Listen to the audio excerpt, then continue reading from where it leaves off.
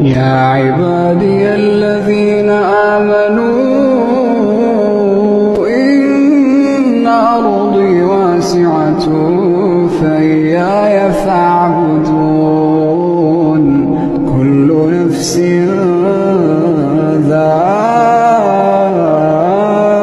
ذائقة الموت كل نفس ذائقة الموت ثم إلينا ترجعون والذين آمنوا وعملوا الصالحات لنبوئنهم من الجنة غرفا تجري من تحتها الأنهار خالدين فيها نعم أجر العاملين.